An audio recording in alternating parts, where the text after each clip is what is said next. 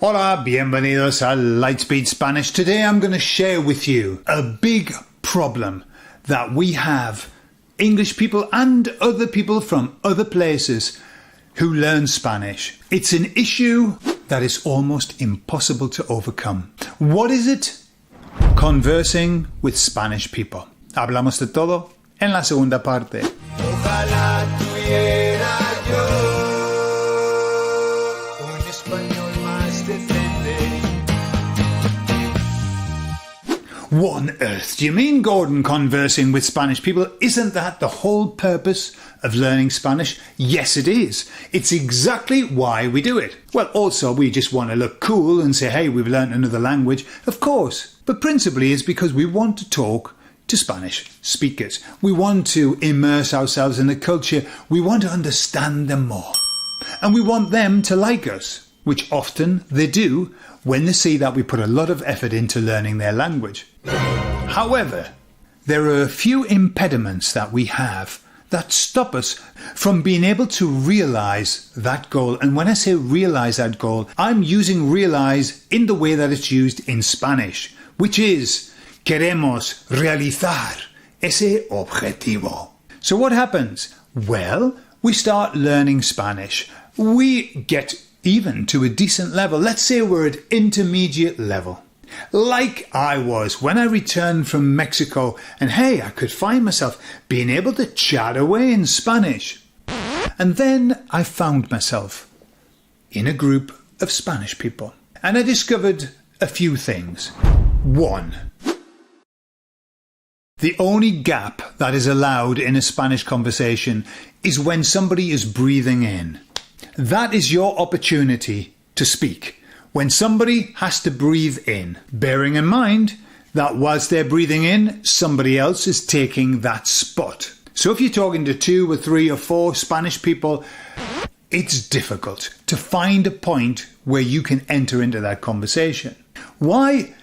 Because Spanish people are great communicators. They love talking, and they are gap fillers. Now, I've known lots and lots of gap fillers in my life. People who fill silences. Spanish people generally, and this is very general, I'm not talking about all Spanish people. If you are not a gap filler, if you're not a silence filler, then I'm not talking about you. I'm just talking in general. Spanish people are good talkers. Nothing wrong with that. I like it. It just makes it a bit difficult when you're a learner. Why? Because of the problem number 2.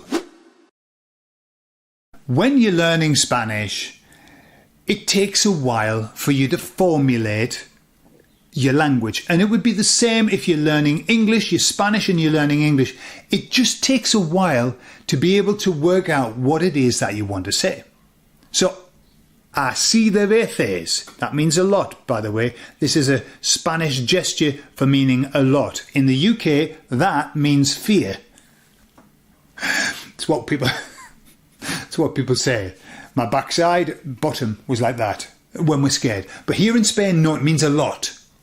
The amount of times that I have been in a conversation and I have said, oh, I know what it is I want to say here. This is something very pertinent to what's being said. However, I then had to go inside and I had to think, okay, so I want to say this. What verb am I going to use? What would be the tense? And okay, so if I would use that verb in that tense. Or what's that other word that I want? How do I say that again? Oh, yes. By the time that I'd thought about how to say it, what I was going to say, too late.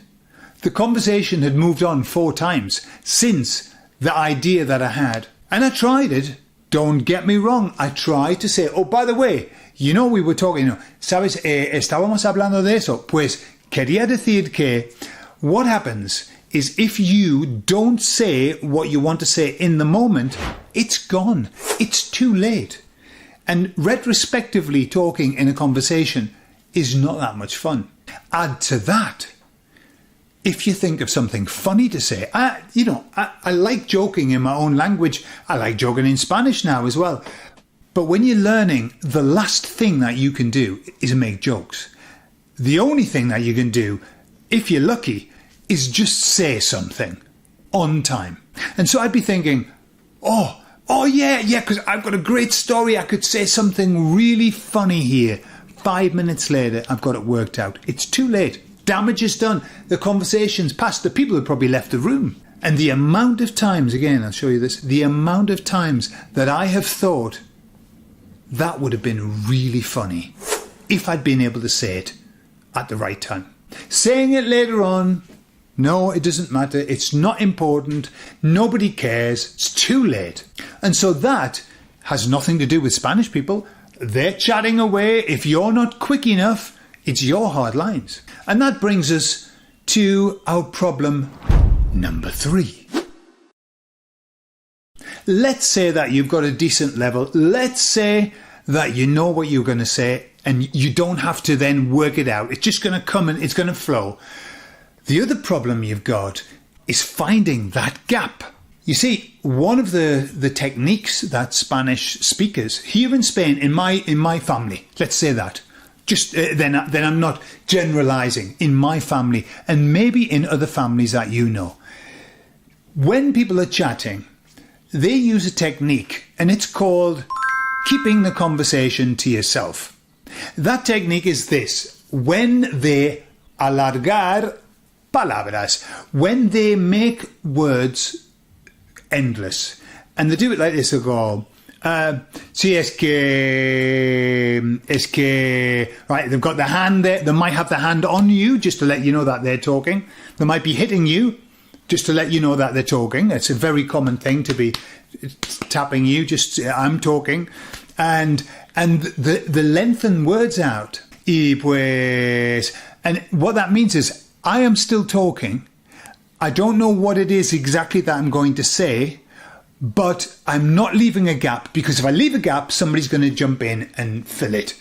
And so they just drag out words. So it's sometimes very difficult to find that little sweet spot, that little gap where you can actually say something. And especially if you're just a learner, forget it. In fact, advice. If you're learning Spanish, and this is advice that's coming from practice, from real experience, if you're learning Spanish and you're with a group of Spanish people, Spaniards, and they're chatting, just listen. You're going to learn so much more. You don't need to add anything to the conversation. There's going to be enough said. There's going to be plenty said. There's never a dull moment when you've got a group of Spanish people together. Never a dull moment. So just listen. And listen and take mental notes and think, I don't know what that word is. I'll look that up. That's interesting. That was funny, but I don't know why it was funny. I'll ask somebody why it was funny later on. And then if that weren't enough, we have problem number 4. Problem number 4 is something that we can do nothing about. And something that, as a person who has a little bit of tinnitus, is a massive problem. And that is that here in Spain, sometimes people talk at the same time as somebody else. Two people can be talking at the same time. 4 people can be talking at the same time. I have many times, another example, many times, I'm at a table and the people at the end of the table are talking, and the person in front of me is talking to me. And so the sound is kind of hitting itself in the middle in a very messy way. And I don't know if you've ever had tinnitus. What happens is I don't hear the person that's opposite me. I hear that person. I hear what the neighbour's saying. I hear the music from the street. And the person sitting in front of me, I don't hear them. But it's very common for Spaniards to talk at the same time. It's just a thing that they do. And there's no better example of that than watching, I think it's called La Prensa Rosa, okay? Programs like Sálvame in the afternoon. I have had the misfortune to watch Sálvame a lot of times over the past 22 years. And one thing I notice is that it starts off all right. Somebody's talking, everyone's going, yes, and then they start to have a bit of a debate. And suddenly, 7 people are shouting at the same time. Now, I'm not Spanish. I can't if I can manage two people talking at the same time, I think I deserve my stripes. But like 5 or 6 people talking at the same time, I can't do it. It means nothing to me. It's just a blur. And I don't know whether Spanish people can really understand 5 or 6 people talking at the same time. I don't know. Maybe they can. Maybe it's kind of a genetic thing that I don't have. But I'll show you a little example of that.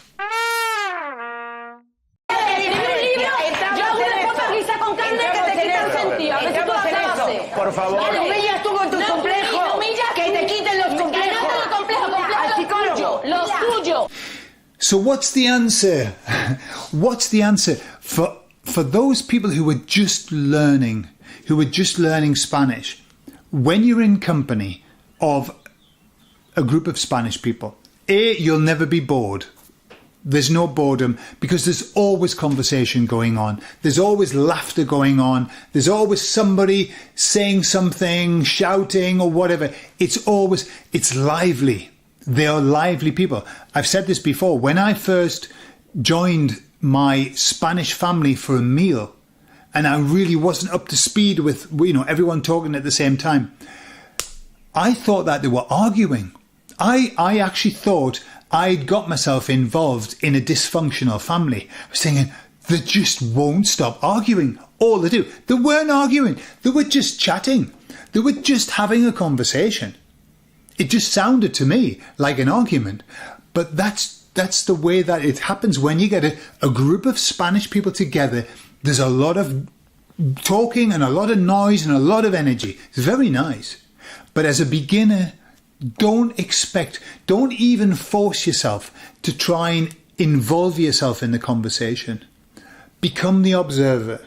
I've been many times, and I still choose to be most times, the observer of the conversation. I'm the listener. Why? Because I've got stuff to learn. I've got vocab to learn. I've got expressions to learn. And so I learn more by listening than speaking in those circumstances.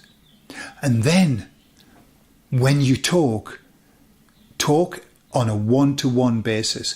The best conversations I've ever had are one-to-one, especially with my suegra. We talk and we can talk for hours about any subject. It's beautiful, but one-to-one. Save your energy for your one-to-one conversations.